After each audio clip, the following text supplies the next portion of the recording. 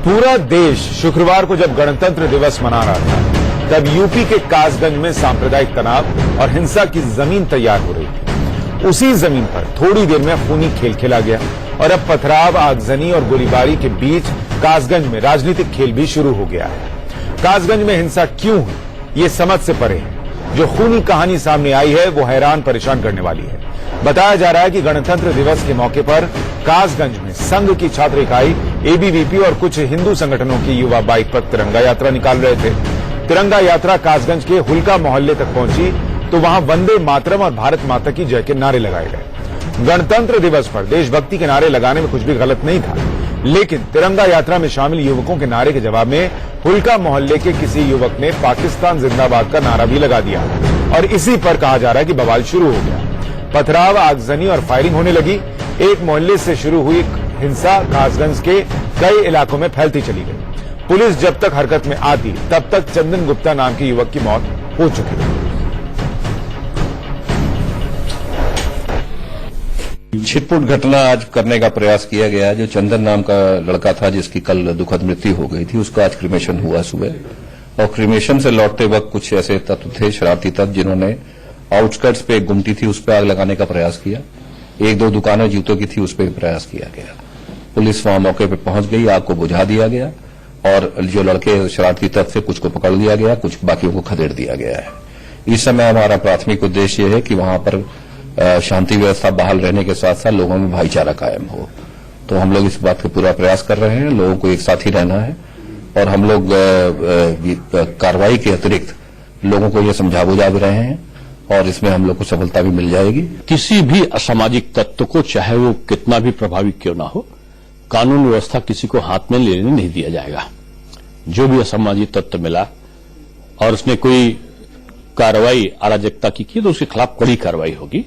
ये स्पष्ट निर्देश पुलिस को दिए गए हैं और इस स्थिति में एक अप्रिय घटना के अलावा किसी प्रकार की घटना का कोई विवरण नहीं है और पूरी तरीके से पुलिस प्रशासन के वरिष्ठ अधिकारी वहां पर हैं और पूरी तरह स्थिति नियंत्रण में है। लेकिन कहीं भी किसी प्रकार की अराजक तत्व अगर सक्रिय होने की कोशिश करेंगे तो सरकार उनके खिलाफ जो भी कानून प्रदत्त कड़ी से कड़ी कार्रवाई है वो करेगी। कासगंज में आज हिंसा का नया दौर शुरू हुआ। कल मारे गए चंदन के परिवार वालों ने उसे शहीद का दर्जा और मुआवजा देने की मांग की। अंतिम संस्कार तभी हुआ जब मुआवजे का आश्वासन मिला।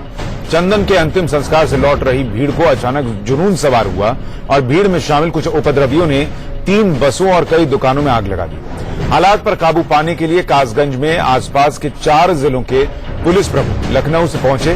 पुलिस के वरिष्ठ अफसरों और रैपिड एक्शन फोर्स ने मोर्चा संभाल रखा है। माहौल शांत करने की बजाय हिंसा पर राजनीति भी तेज हो गई।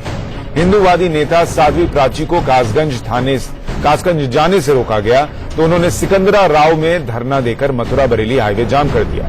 तिरंगा यात्रा सांप्रदायिक तनाव में क्यों बदली, इस पर चिंता जताने के बजाय आरोप प्रत्यारोप का दौर शुरू हो गया है।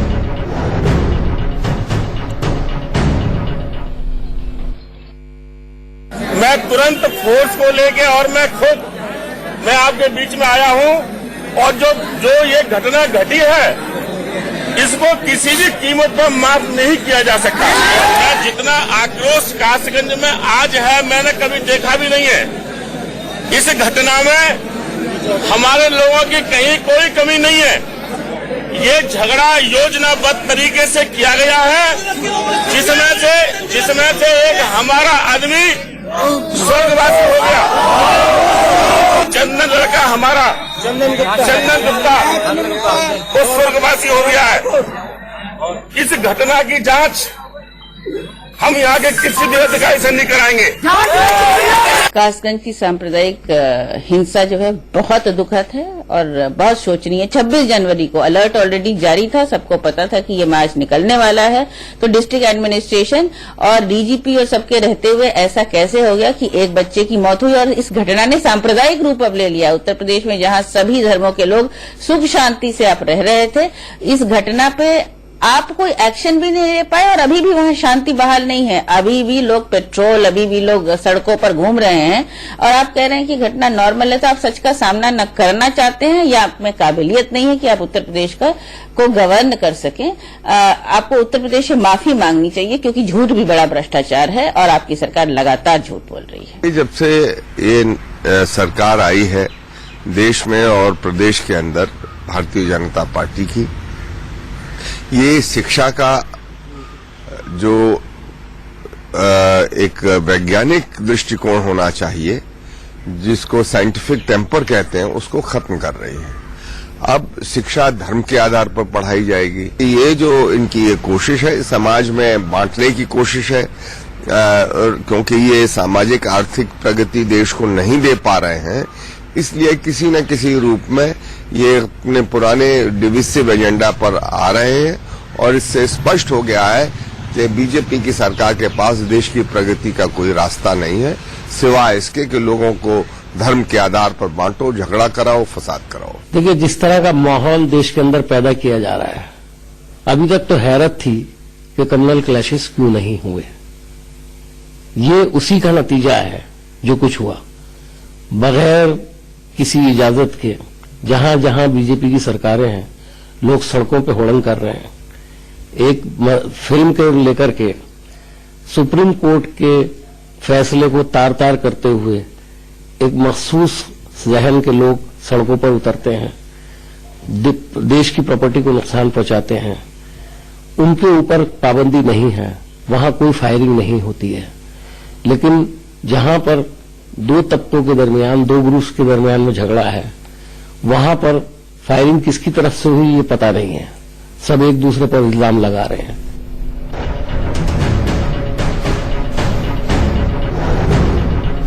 तो ये राजनीति भी शुरू हो चुकी है। इस पर चर्चा करने के लिए हमारे साथ उत्तर प्रदेश बीजेपी के प्रवक्ता शलमणि त्रिपाठी जुड़ रहे हैं। हमारे साथ जूही सिंह हैं, समाजवादी पार्टी की प्रवक्ता हैं। हमारे साथ मुफ्ती मोहम्मद एजाज अरशद कासमी साहब हैं, all India personal law board के मेंबर हैं, और सैयद यासिर जिलानी संघ विचारक थोड़ी देर में जुड़ेंगे। और कासगंज से हमारे सहयोगी कुमार सोनू भी जुड़ रहे हैं जो वहां मौजूद हैं। सोनू, पहले आप बताइए वहां पर स्थिति अभी कैसी है? पुलिस वहां पर क्या स्थिति को काबू में कर पा रही है और क्या हुआ, वजह क्या रही, क्या अब तक पता चल पाया किसकी गलती थी?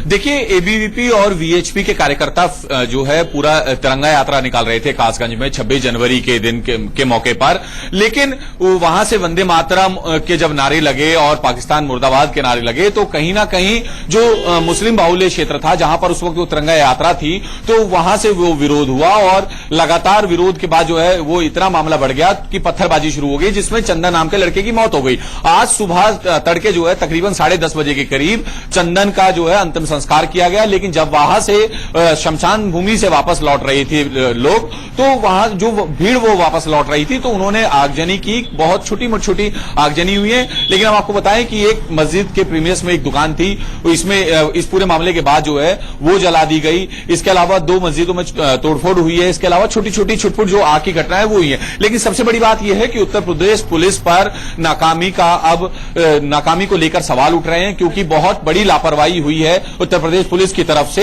और सबसे बड़ी बात यह है कि अब जो तमाम पूरा एरिया जहां पर ये पूरा मामला सामने आया, घटना जो सामने आई है, वहां पर 4 पीएसी और 1 रैपिड एक्शन फोर्स की कंपनी जो है, ये जो 49 लोग गिरफ्तार हुए हैं सोनू, ये लोग कौन है? एबीवीपी के लोग हैं, बीएचपी के लोग हैं, आम लोग हैं, कौन लोग हैं जो गिरफ्तार हुए?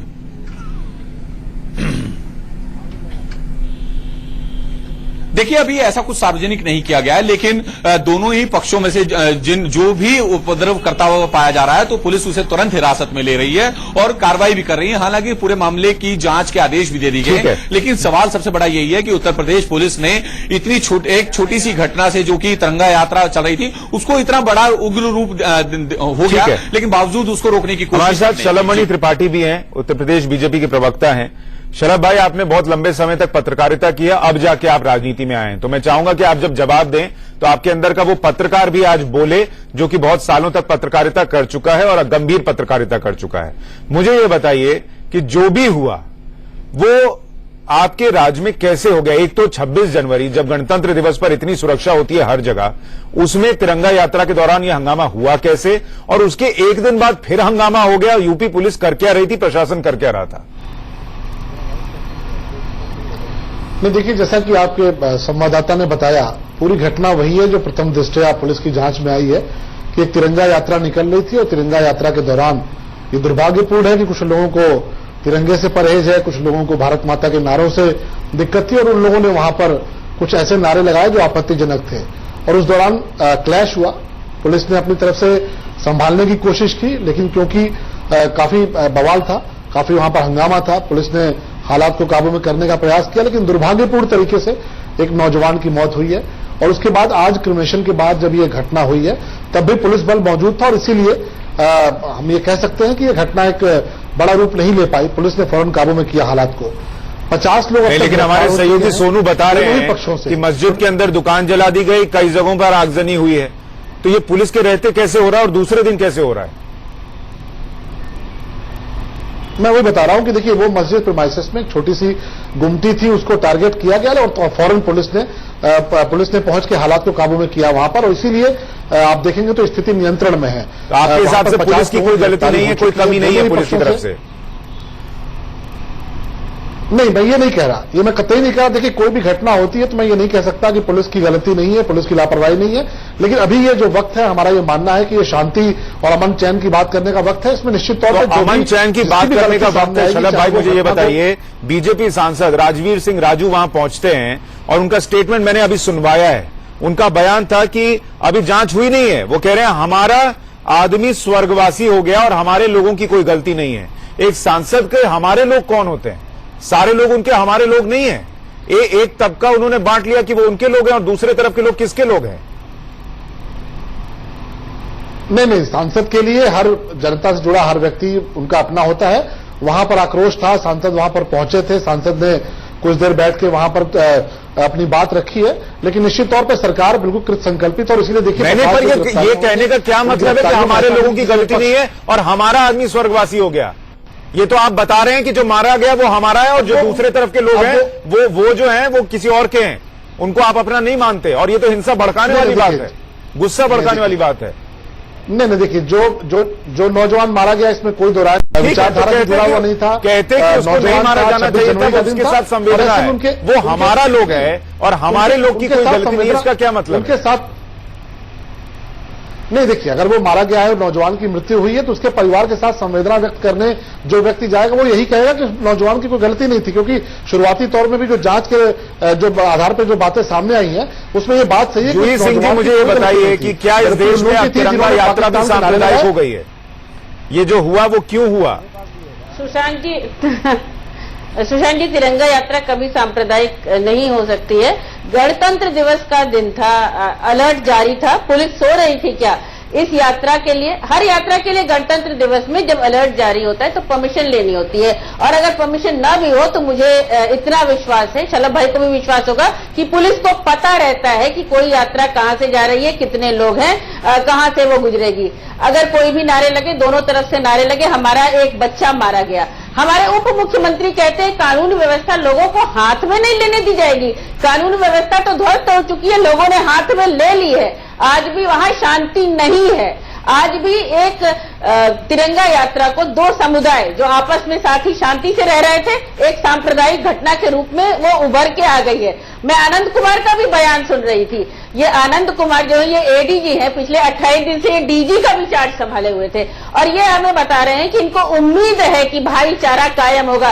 तो पुलिस सो रही थी क्या? हमारे डीजीपी को गुलाब देने से फुर्सत नहीं है? आप कैसे कह सकते हैं कि अधिकारियों की गलती नहीं है? मैं सोशल मीडिया की बात करूं, मैं सोशल मीडिया पे लोगों के रिएक्शंस पढ़ रहा था, उसमें कुछ लोगों ने ये भी लिखा कि ये पिछली समाजवादी पार्टी सरकार के 5 साल के काम का नतीजा है कि एक धर्म विशेष का इतना तुष्टीकरण हुआ कि वहां पाकिस्तान जिंदाबाद के नारे भी लगने लगे और तिरंगा यात्रा निकालने वालों पर हमले भी होने लगे। सुशांत जी, जिसका भी जो रिमार्क है उसका स्वागत है। मैं अगर वो ऐसा सोचते हैं तो मैं उनकी धारणा अलग से बदलने की कोशिश करूंगी। आज मैं उस मुद्दे पर रहूंगी क्योंकि बहुत संवेदन मिचला है। ये सरकार चाहती है, सरकार की इच्छा शक्ति की कमी है। अगर ये घटना समाजवादी पार्टी की सरकार में होती तो वो जो सोशल मीडिया के मेरे भाई बहन हैं और हमारे सह प्रवक्ता ये कहते कि हमारे मुख्यमंत्री इस्तीफा दें, तो आज हम भी एक जिम्मेदार विपक्ष की तरह ये बोल सकते हैं ना कि ये योगी आदित्यनाथ की सरकार की विफलता है और योगी आदित्यनाथ इस्तीफा दें। उनसे नहीं संभल रहा है उत्तर प्रदेश, जब अफसरों को संभालना है और वो नहीं संभाल पा इसमें रहे। तो देखिए कोई दो राय है ही आगे भी नहीं कि योगी आदित्यनाथ सरकार की विफलता है, क्योंकि पुलिस वहां पर, अगर कोई सामान्य दिन होता तो मैं समझ सकता था कि चलिए कोई गलती हो गई पुलिस से, लेकिन गणतंत्र दिवस है जहां डबल चौकस रहती है पुलिस और एक दिन घटना होने के बाद आज फिर हो गई, तो सवाल के घेरे सवाल तो उठेंगे। कासमी साहब मुझे ये बताइए कि अगर एक मोहल्ले में तिरंगा यात्रा निकल रही है, ऐड करूंगी, हाँ जल्दी से कीजिए मैडम जी, ये राजवीर सिंह आगे भी कहते हैं कि ये शासन और पुलिस से जांच नहीं कराएंगे, तो ये खुद जांच करेंगे क्या? इस सांसद पे भाजपा क्या कार्रवाई करेगी? नहीं, वो तो राजनीति कर रहे हैं, ये तो अमूमन होता है। साध्वी प्राची वहां क्या करने गई थी, आप अंदाजा लगा लीजिए।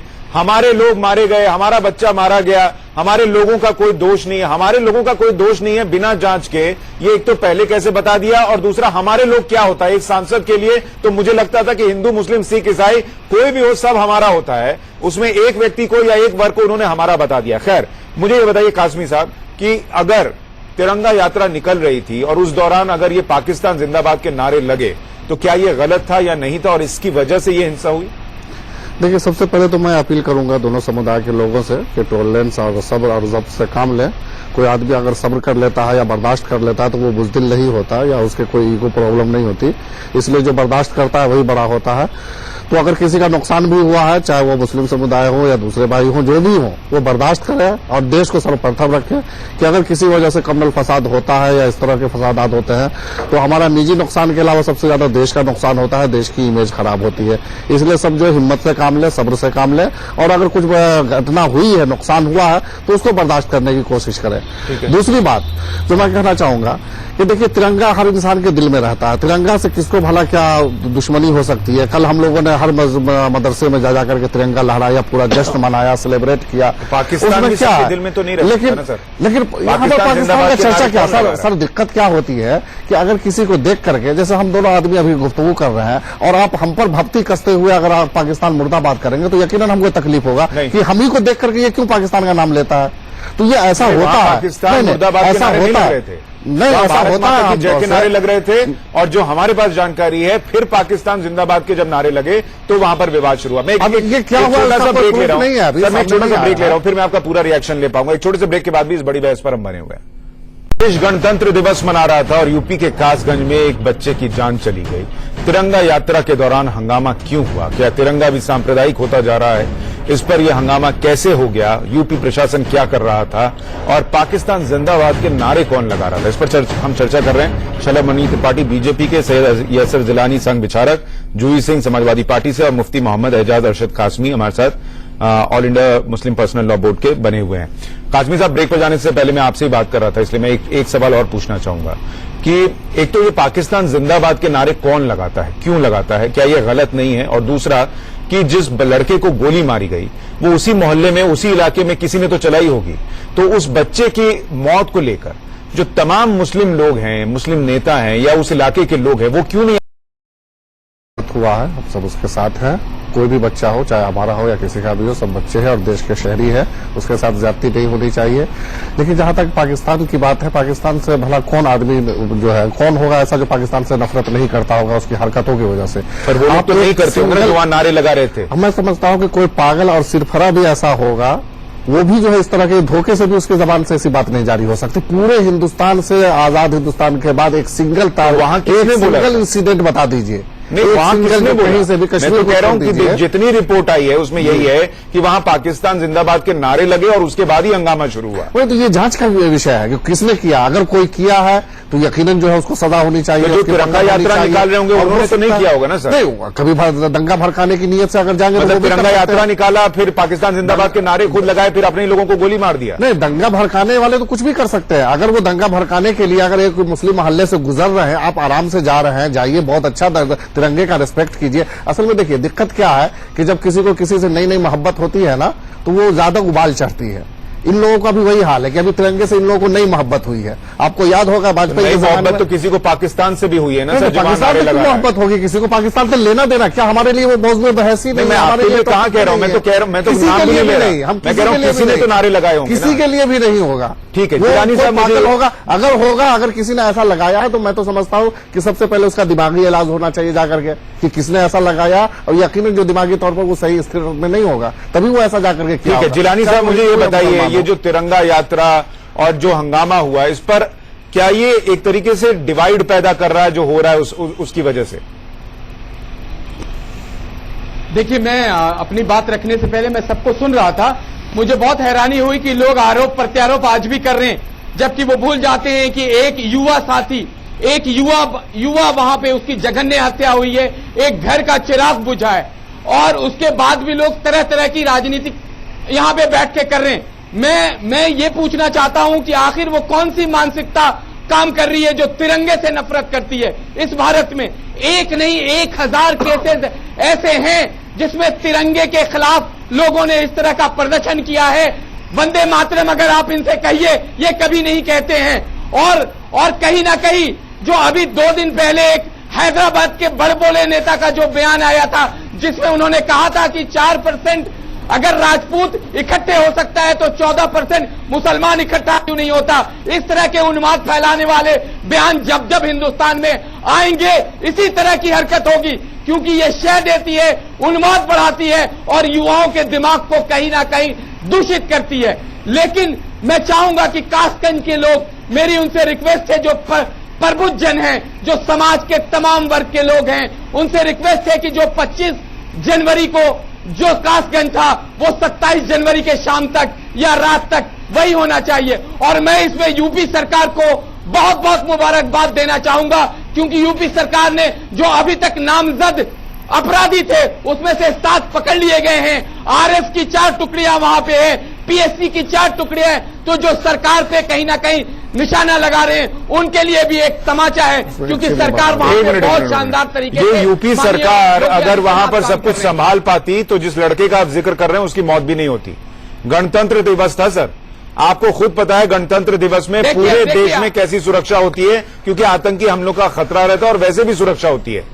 कैसे हो गया अगर यूपी सरकार सब ठीक कर रही थी? देखिए श्रीमान, अगर गणतंत्र दिवस में अगर आप एक तिरंगा यात्रा निकाल के बच्चे हर्षोल्लास मना रहे हैं और किसी ऐसे इलाके से निकलते हैं जहां पे पाकिस्तान जिंदाबाद के नारे लगाए जाते हैं, जहां तिरंगा के खिलाफ कहा जाता है, तो आप क्या जो मानवीय स्तर है वो हम समाज से खत्म कर देंगे, उस पर सोचने की जरूरत नहीं। तिरंगा यात्रा पे कोई सवाल नहीं खड़े कर रहा सर, मुझे ये लग रहा था पुलिस की बात कर रहा हूं। हम मुसलमान शलभमणि त्रिपाठी जी एक बात और बताइए, ये जो तिरंगा यात्रा निकली, लीडर है शलभमणि भारत के एक मिनट सर, शलभमणि भाई ये बताइए, ये जो तिरंगा यात्रा निकली उसकी परमिशन तो पुलिस से ली गई होगी, बिना परमिशन के तो नहीं निकली होगी। और अगर रास्ता बताया गया होगा कि ये यात्रा किस रास्ते से निकलेगी और उसमें अगर ऐसा इलाका आने वाला है तो प्रशासन को तैयार नहीं रहना चाहिए था कि वहां पर सुरक्षा रहे, अगर इजाजत ली गई थी तो? देखिए, पहली बात तो यह कि गणतंत्र दिवस का दिन था और तिरंगा यात्रा निकालने के लिए, तिरंगा फहराने के लिए, भारत माता की जय बोलने के लिए, वंदे मातरम बोलने के लिए किन किन चीजों के लिए आप परमिशन की बात करेंगे, हालांकि जानकारी में था। दूसरी बात त्रिपाठी जी 144 लागू है वहाँ आज वही कल से ही बनकर लागू है। आज 144 का मतलब धारा 144 का मतलब क्या होता है कि 4-5 लोग एक जगह इकट्ठे हो। आज देख लीजिए क्या हुआ है, आज क्या हुआ है, 20-20 लोग 25-25 लोग 30 लोगों की भीड़ एक साथ इकट्ठी रही है, यही 144 है क्या? एक शब्द नहीं बोल रहे, 144 क्या होता है? आप एक तरफ 144 लगा हुआ है और दूसरी तरफ आप भीड़ इकट्ठी कर रहे हैं। आज की बात कीजिए ना, आज की बात, आज क्या हो रहा है? क्या साजिश की बात कर रहे हैं? नहीं त्रिपाठी जी, आज क्या हो रहा है वहाँ पे? जय बोलने में दिक्कत है, तिरंगा फहराने में किसको क्या दिक्कत है वो दुनिया जानती है, वो छोड़ दीजिए। लॉ एंड ऑर्डर बहाल करने की बात कीजिए, डरते हैं। लॉ एंड ऑर्डर आपने बहाल कर लिया, क्या आप कामयाब हो गए? एक तरफ 144 है, 144 है और दूसरी तरफ वहाँ पर फैलाने वाले जो है भीड़ इकट्ठी है, वहाँ पर पुलिस तमाशा देख रही है। सुबह से तो देखा जा रहा, सारे चला रहे हैं, आप तो हर बात भीड़ इकट्ठी है और पुलिस वहाँ पर खड़े तमाशा देख रही है। के लिए खड़े हैं। 144 का क्या मतलब होता है? कि जिनको भारत माता से नफरत है। अच्छा काश्मीर साहब एक बात बताइए, काश्मीर साहब all India Muslim personal law board क्या एक साथ इकट्ठा होकर, आपने अभी कहा ना वो बच्चा जिसका भी था हमारे बच्चे जैसा था जिसकी मौत हो गई, क्या आप लोग all India Muslim personal law board पूरा एक तरीके से वहां पर धरना करेगा, रैली करेगा कि जिन लोगों ने कत्ल किया उनको पकड़िए, उनको अभी गिरफ्तार कीजिए? नहीं, बिल्कुल एकदम निष्पक्ष है, इसकी जांच होनी चाहिए कि किसने इस पर गोली चलाई। अगर ये बेकसूर बच्चा है, इसने कुछ नहीं किया और अगर बेकसूर है मतलब आपको अभी शक है कि वो बेकसूर नहीं है? नहीं, वही तो मैं कह रहा हूँ कि ये जांच का विषय है ना। ये बात तो खुद आपने उठाई थी। नहीं, मैंने कसूरवार है, ये बात तो आपने खुद उठाई है। जो भी मारा गया है मैंने हिंसा की वजह को तलाशने की बात कही थी। तलाश करने के लिए जो मारा गया उसको आप कह रहे हैं कि वो भी कसूरवार हो सकता है? उसकी जांच होनी चाहिए कि क्या हुआ उसके साथ, नहीं हुआ, किसने गोली चलाई, मुसलमानों की तरफ से गोली चली, दूसरी तरफ से जूही जी मुझे बताइए, ये फीलिंग मैं सोशल मीडिया पे जो सुन रहा हूँ और जो लोगों में सुन रहा हूँ, ये फीलिंग क्यों आती जा रही है कि हिंदुओं के साथ गलत हो रहा है, मुसलमानों के साथ लोग खड़े हैं, या मुसलमानों को लग रहा है कि उनके साथ ठीक नहीं हो रहा है? सामने आएंगे और इसकी भावना करेंगे और ये ऐलान करेंगे पुलिस वाले वहां पर ढील दे रहे हैं, पुलिस वाले पूरी तरह छूट दे रहे हैं, वरना 144 लागू और भीड़ इकट्ठी है, पुलिस तमाशा देख रही है, तो इसका क्या मतलब है? इसका मतलब है कि आप पुलिस को छूट दे रहे हैं। पहली बात तो ये जो आपके खड़ी हुई है वहां पर चुप कराइए। हाँ बोलिए सुशांत जी, ये जो आपके संघ विचारक हैं, इन्होंने कहा कि तमाचा है जो लोग राजनीति कर रहे हैं, तो सबसे बड़ा तमाचा इनके खुद के चेहरे पर है और इनके जो राजवीर सिंह हैं जो कि स्पष्ट राजनीति कर रहे हैं, जो साध्वी वहां जा रही हैं, उनके ऊपर है।